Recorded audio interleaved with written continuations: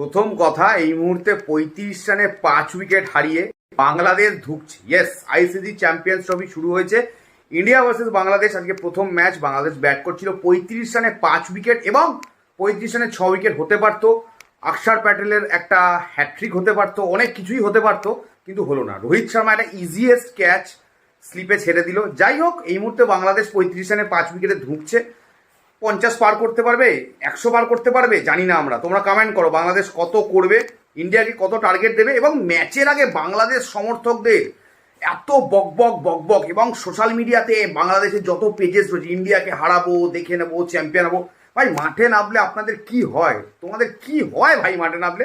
জানি ইন্ডিয়াকে দেখে, ইন্ডিয়ার ক্রিকেট টিমকে দেখে বুক কাঁপে, পা কাঁপে, অনেক কিছুই হয়। বাট যেভাবে খেলছো এইভাবে মনে হয় না যে বাংলাদেশ ডিজার্ভ করে যে মাত্র 8টা টিমের এবারে চ্যাম্পিয়ন্স ট্রফি হচ্ছে, সেখানে বাংলাদেশ কি করছে ভাই? অন্তত আমার তো মনে হচ্ছে কি বলবো, দুর্মুষ করে দিচ্ছে ইন্ডিয়া বাংলাদেশকে। যাই হোক, 100 রান কি বাংলাদেশ টপ কাপ? 100 রানের গন্ডি? তোমরা কমেন্ট বক্সে জানাও ইন্ডিয়াকে কত টার্গেট দেবে। আর জিতবো তো জানতাম, বাট অ্যাটলিস্ট একটা ফাইট তো দেবে বাংলাদেশ। মুশফিকুর রহিম এলো ভাই, এত এক্সপিরিয়েন্সড একজন উইকেট কিপার, এলো অ্যান্ড গেল, আসছে এবং যাচ্ছে। শামি হর্ষিত রানা শুরু করলো পার্টি একদম প্রথমে শুরুতেই, ফার্স্ট ওভারেই 1 রানে 1 উইকেট, 2 রানে 2 উইকেট, ঠিক আছে। তারপরে অক্ষর প্যাটেল, ভাই টোটাল ডমিনেন্স ইন্ডিয়া। যাই হোক, দেখতে থাকো তোমরা, সাবস্ক্রাইব করো, ফলো করো, লাইক করো। চলো দেখতে থাকো কত টার্গেট দেবে, কমেন্ট বক্সে জানাও। এবং জয় হিন্দ, চাক দে ইন্ডিয়া। সকলে যা যা ইন্ডিয়ার সাপোর্টার রয়েছে, সকলে সবাই ইন্ডিয়ার সাপোর্টার। আর বাংলাদেশকে কে সাপোর্ট করে ভাই?